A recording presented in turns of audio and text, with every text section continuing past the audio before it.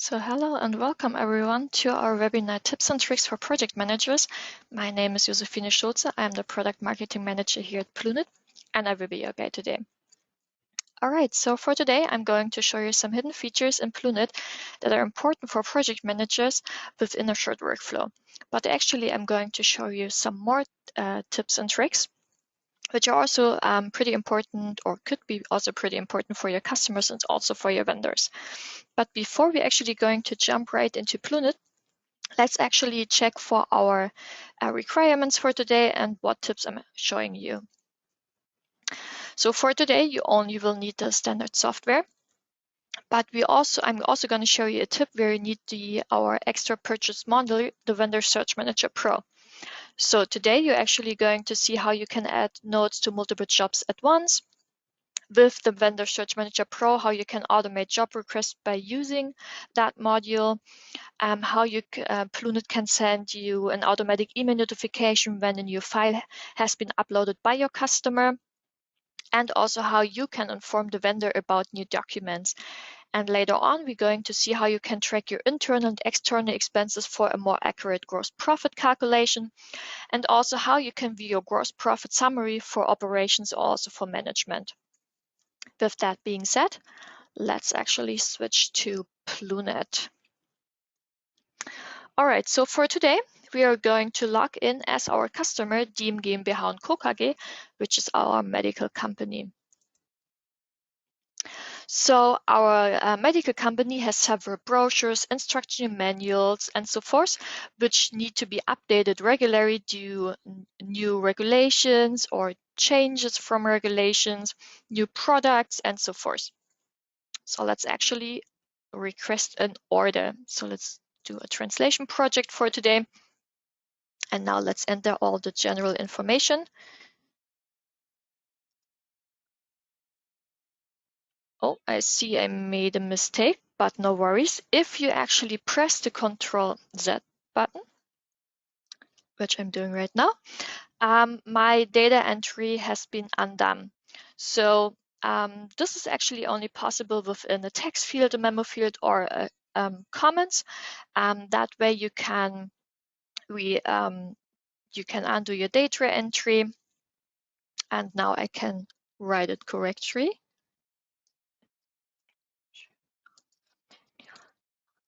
So update. Perfect. Let's give it a service type, translation, a delivery date, let's say next month. And let's move to our languages. And we can see over here, our company already has 4 language items by default. So because my company always translates in those languages and sells in those markets. So this is actually pretty handy if your customer really only translates in certain language combinations. They can, the next time, if they enter their language combinations, they can simply say set language combinations by default. And then if for the next translation job they want to request, those language combinations will appear by default. So let's move to project files. And let's upload our source file, just simply drag and drop. Let's move to our summary.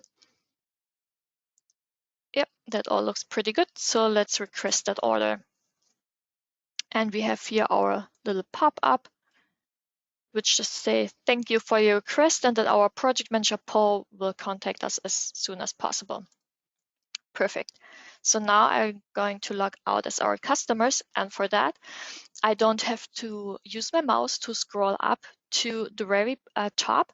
I just have to click up here on our system header, and I will be automatically be scrolled back to the very top. So now let's log out as our customer, and let's log in as our lovely project manager, Paul Leiter. All right. So now we're going to go to our pending request, and this is actually a list Paul has pinned to his dashboard. And that way we can easily direct down to that list. So you can basically pin any specific list to your dashboard so that it always remains visible.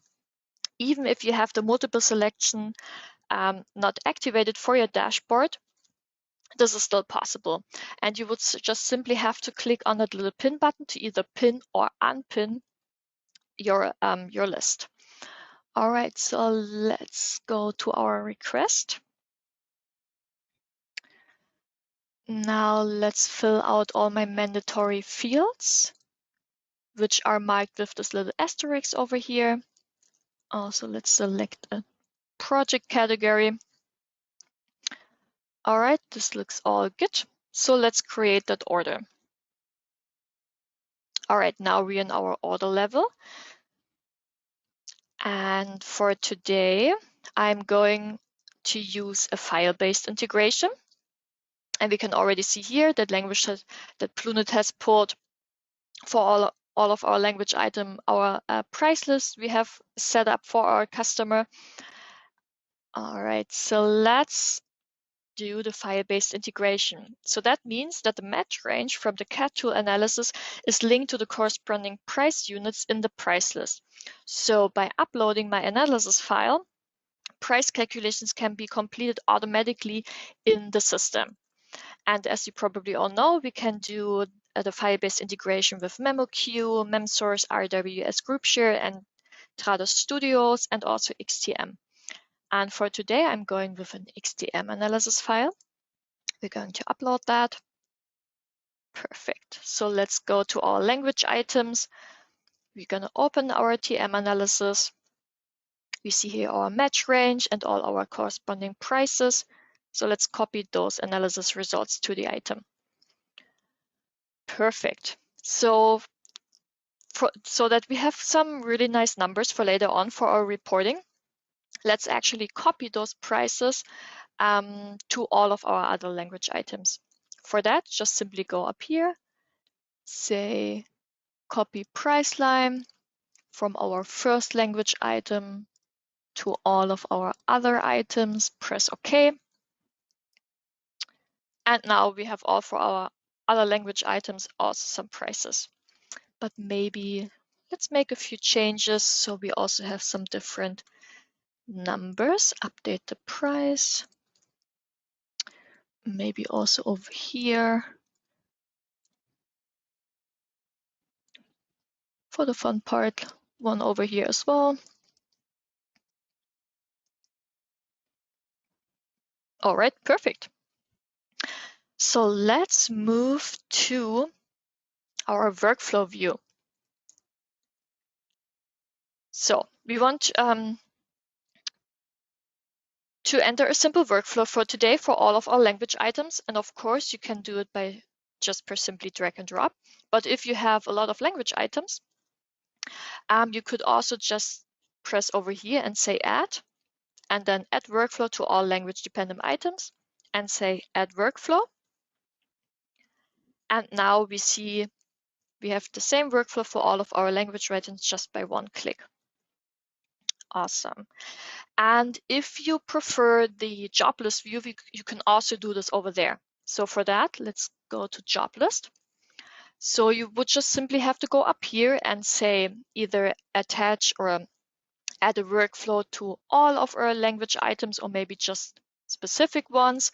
Then you would just simply choose your workflow, press OK, and you would have the same result.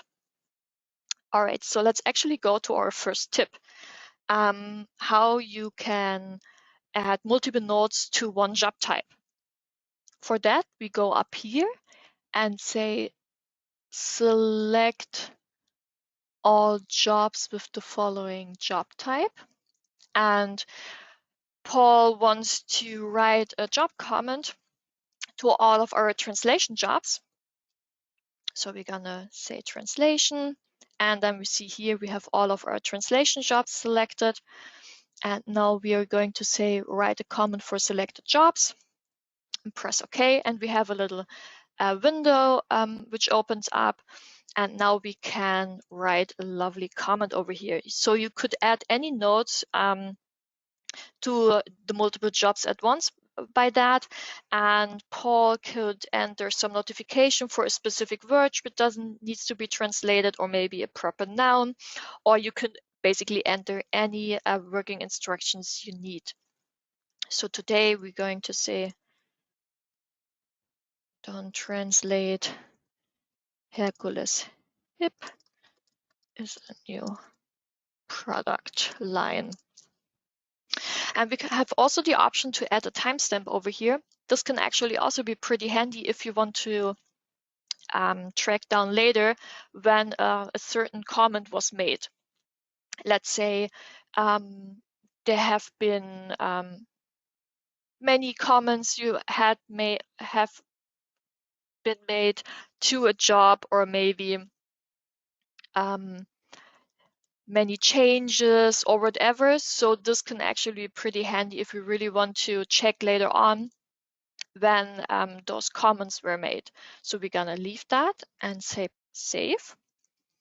And let's quickly remove the selection so nothing goes wrong. All right, so let's actually open our first translation job to see if this really worked. You're gonna open that, and we see here our job comment. We see also the date and then also the time. All right, so maybe let's, for the fun part, open another translation job. And for that, I don't have to close my job item right here. I could just simply go up here, press that little arrow, and now I can move in between all of my language items. So maybe let's go to our Korean translation. And we can see here, here's also our lovely job comment, so it worked. All right, so let's actually assign some resources. So as you probably know, you have several assignment methods depending on whether you want to automatically assign the best resource, send a request to multiple resources, or if you manually want to assign your preferred resources straight away. And we can also see over here, we have those yellow notepads, which are basically the memos which we have made in our resources profile. So if we just go over here, we see here for Dean, we have very good quality, minimum rate is €100. So this is actually pretty nice as well, because now we don't have to go into our vendor's profile to see that memo. We can see it already here when we want to assign someone. All right, so let's go to our assignment methods. So we have the top ranked method, which means that Plunet searches for the suitable resources based on your ranking criteria you have defined. We don't have any now, but maybe check what kind of ranking criteria you have. So we have the profit margin, which would show the profit margin taking into account the job to be assigned. We also have number of jobs for customers, which could be pretty neat, or also how many translation jobs the resource did for the customer. But we're going to do some ranking later. And then we also have the assignment method first come, first serve, which means that the job request is sent to multiple resources. First resources who will accept the request will be automatically assigned to the job, but you could also go for a manual assignment, which means that you can manually assign a resource straight away. Or let's go to our second tip. If you have the module, the Vendor Search Manager Pro, you can set up assignment rounds. Up here, you have one round by default, and you can add as many rounds as you need. And we are actually going to do some rounds today, but let's add some ranking criteria for today. So for this customer, it is super important to know how many translation jobs the resources already did for the customer, because the company products are pretty special, right? Medical terms are there a lot, and also with the products. And so for this customer, it really is important that the resources already has done some translation jobs, so they already know their style guide and also what are the proper nouns and so forth. But it's also pretty important how many number of jobs they in general did for the customer. And also the prices, because prices are always important. All right, and we can see here that our list changed a bit. And so let's actually set up a round. For that, I'm just gonna scroll down here, and we are going to say that the next round should start automatically, so that within the replying hours, let's say we go for 2 today. So that means that Paul doesn't have to log back into Plunet after 2 hours to start the next round manually. That way it will, the second round will start automatically, or maybe also the next round. All right, so for the first round, maybe let's do top 3 ranked. All right, let's add another round. And maybe for the second round, let's move our ranking criteria a bit. Let's move the prices up. And we can see here that our matching resources changed a bit. Now Dean is not on top anymore. All right, and let's do also top ranked, but maybe let's go for the top 5. And for the fun part, let's do a third round. We're gonna stay with the ranking criteria, but this time it's gonna be a first come, first serve. All right, so let's go back to round 1 to start that. So you have, so if I would press send request to 3 resources, then automatically our first round would start. And our email, and an email would be sent to our resources, which we have set up in our admin area. But if you want to edit the email before you're sending it out, you can do that as well. Just simply click this little envelope button over here. And now we have our windows open. Our round automatically started already. And now we can still do some editing for the emails. And we actually want just to edit the email for Dean though, because Paul knows that Dean just had his birthday. So let's actually give a little and happy belated birthday. All right, so let's send that to our resources. But of course, we could also have still added the other emails if we would, but they didn't have their birthdays, so we're gonna leave that. All right, perfect. So now all of our resources just got an email that there's a job available. So let's actually assign some other resources. So for our reporting later on, that we have some numbers. All right, so let's move to the next job in line for our Korean translation. And for that, you have the option again to either go up here to select your proofreading job, or you could press this little arrow to jump to the next job, or you could also press Control and the arrow down, and then you also move to your next job. All right, let's maybe assign Adam. And we see here we have also a little memo for Adam. And if I now click assign, we will have a little pop-up which also would display the memo again. So let's assign Adam straight away. And then we can see over here the email has been sent, and we can also see here our memo again, ISO certified and the minimum rate. All right, so let's assign some other resources. Maybe the Spanish one. Let's go maybe for Sam.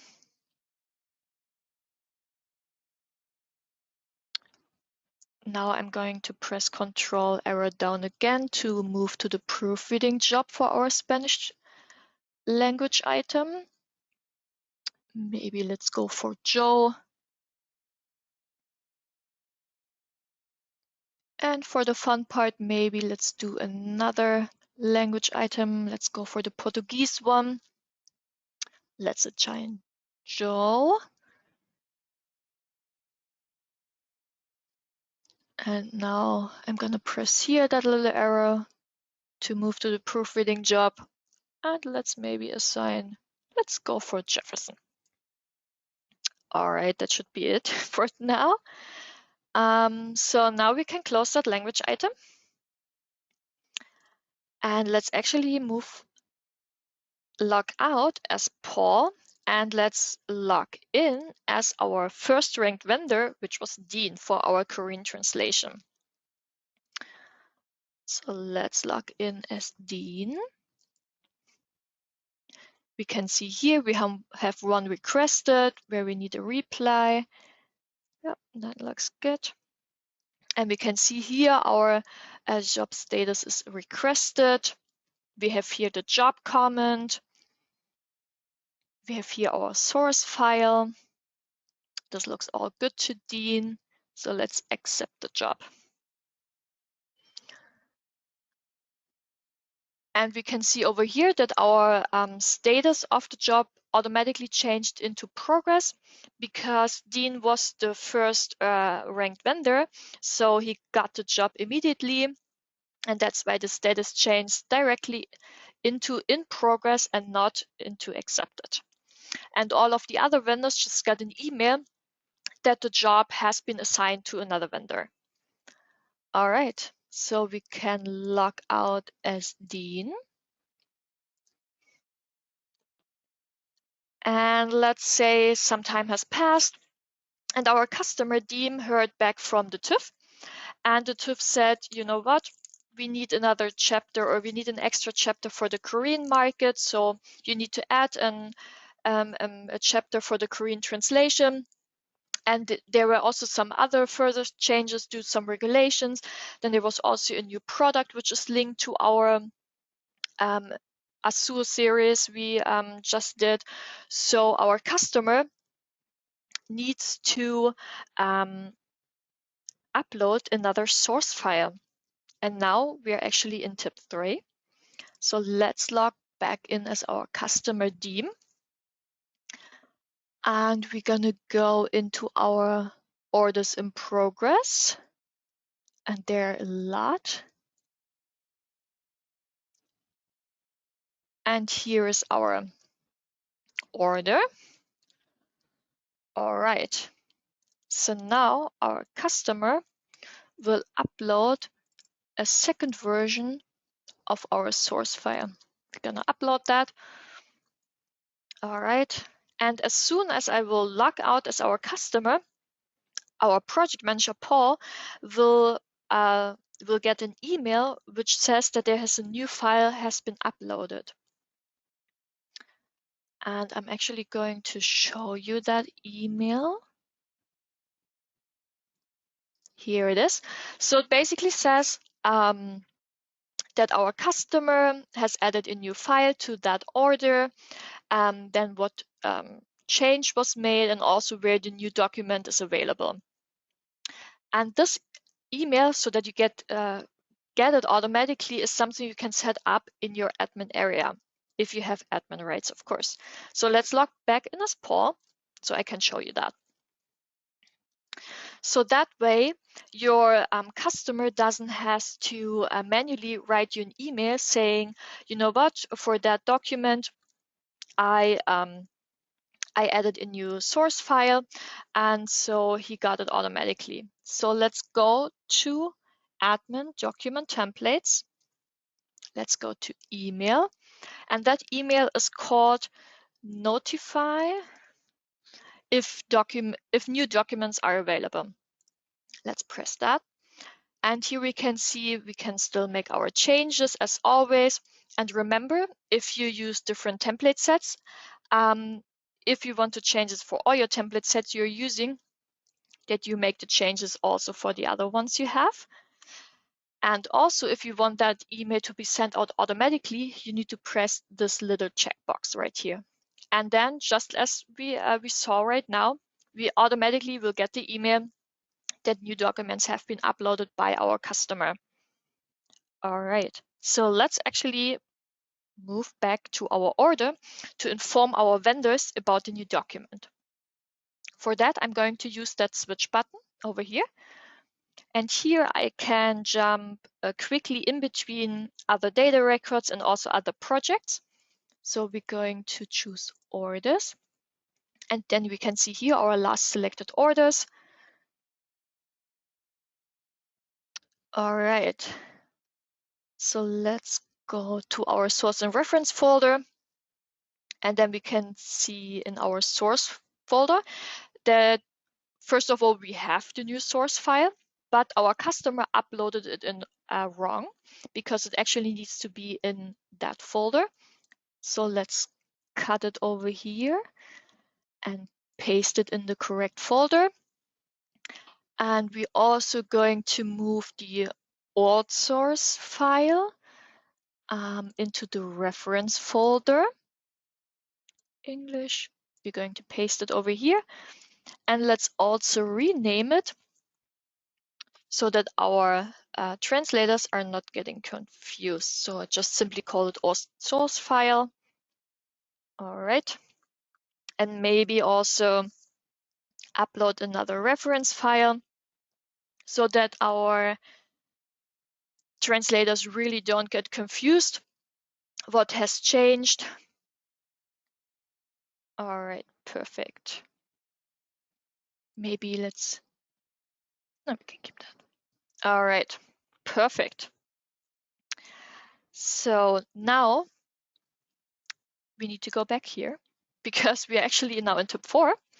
And now we want to inform our vendors about the new documents. So for that, you actually need to stay in the source and reference folder. And then we're going to up here and then say send email document versioning. We press OK. And then we have another email template which pops up. And here we have simply saying that the new source document has been uploaded by the customer. Then also what is the name of the new source file. We can also still CC or BCC someone, so we can still add that email if needed. But that looks good to us. So let's say send. All right. Now we can close it. And so Paul really wants to make sure that our translators got the information about the new versioning. He's going to add another comment because you never know if the email really maybe is in the spam folder of the translator or maybe overseen. So we really want to make sure of that. So we're going to add another job comment. So again, we're going up here, say select all jobs with the following job type. Again, our translation jobs. And then we're going to say again, write a comment for selected jobs.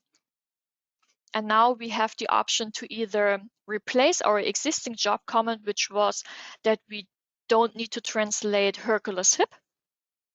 But since that comment still applies to our translation job, we're going to stay with add to existing job comments. We're also staying with the timestamp because this again could be pretty important. And so let's say do version 2.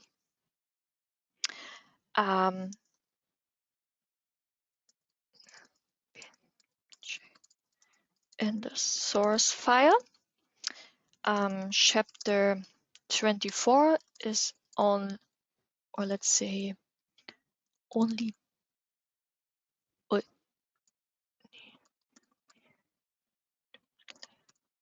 into Korean. All right, let's save that.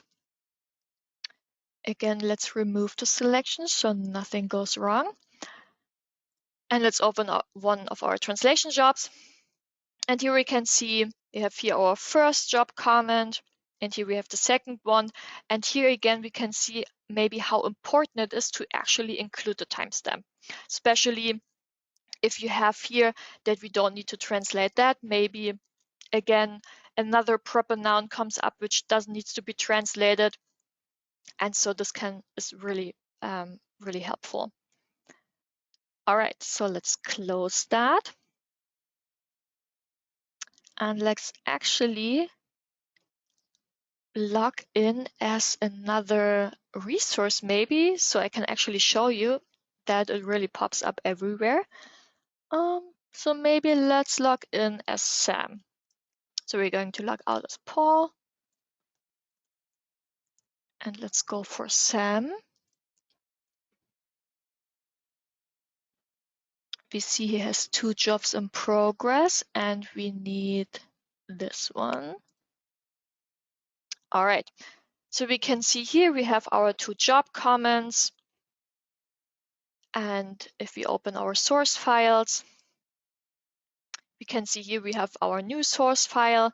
In the reference folder, we have the instructional manual. We have our old source file. So perfect. All right. So let's log out as our vendor. So let's assume again some time has passed and Paul got a lot of calls or also maybe emails from the translators being confused about what has changed. Even though in his job comment it says that only chapter 24 is for the Korean translation, it wasn't really clear within the source file what actually chapter 24 is.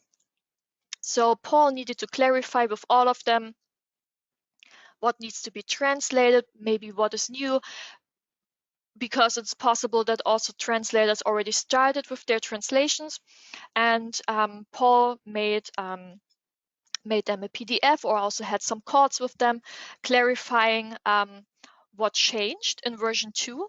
And also for our Korean translator who was also confused about everything, he needed to work some extra hours. And now we want to add some internal working hours for Paul. So let's log back in as Paul. And for that, we can go back to our order just by using the switch button over here. Let's go to our job list. And so now we have the option to either add internal working hours only to one language item or to our entire order. But first, let's say, since he needed to clarify a lot for these language items, we add some internal working hours over here. So I'm going to add a project management job. And then we go to prices and times, timesheet, and here we can add how many hours he worked extra for that language item. So maybe let's say 2 hours. And now if I press Control S, this will be saved. You could also have pressed just simply go down here and also could have save over here. But within a job item, you can always use Control S to save it. But this is only possible really in job items, not somewhere else in Plunet, unfortunately. But yeah, now we have added some internal working hours to this language item.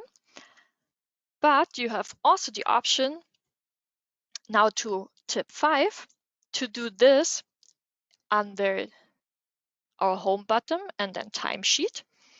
And here you can also add internal working hours.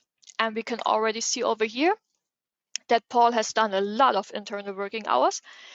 And we can see over here, this is the internal working hours we just added to our Korean translation job. But maybe let's add to our entire order some internal working hours because he also needed to talk to the other translators. So let's say he worked another 2 hours on that. Let's say save. All right. So let's actually see what that does to our profit margin. So let's go back to our order. And let's see for our gross profit. And here we can see our expense 1, which is basically the amount that comes from the price list from our external resources. We have expense 2, which is the time that internal resources have spent on this item. And then we have our gross profit and profit margin, which is basically the difference between sales revenue at order level and the costs entered in the jobs and timesheets. All right, and we can see here our expensive 1, where we have assigned some resources. And then we have here our project management job for our Korean translation, and we have here our a price for expense 2, and then we see also here the price for the entire order. But now the question is, where's actually that internal cost coming from? So let's go to our profile of Paul. And now we're going to go to payment. And if we scroll down a bit, we see over here hourly rate for jobs. And here we have the 40 euros. And this is actually where the calculated costs come from for expensive too. All right, let's actually move to our last tip. So for that, we're going to go to queries and gross profit. And here we can customize each report by limiting the time period, applying various filters in the drop-down list, and selecting status of items or jobs. So maybe let's see only reporting for our customer team. We don't want to see that over here. We're gonna update that search. Perfect. Now here again, we see our expensive one, our prices from external resources. We see our expensive two, the prices for internal resources or time that internal resources have spent on this item. And again, our gross profit and profit margin. All right, looks pretty good. And we see here our overall profit margin, which is still pretty nice, 92.9%. All right, so maybe we want to check how our customer team looks like compared to our other customers we're working with. So let's go to queries, gross profit summary, update our search. And now we can see here all of our customers which we're working with, and also the number of orders, the sales, again, our expensive ones, our external prices, our expensive two. And we can see over here already that our customer team has a lot of expensive two, compared to Joelle with only 80 euros and also Singer e-car with basically no internal costs. And so we can see here that our, but still again, our profit margin within all of our customers is still pretty good. But again, this is something we might need to talk with our customer team GmbH. And you can also use those little arrows to sort maybe your customers. Let's say, let's sort it for the profit margin. Let's say the highest should be up. So we have Singer e-cars. So yeah, this is also something which can be pretty handy. All right, so thank you again for watching.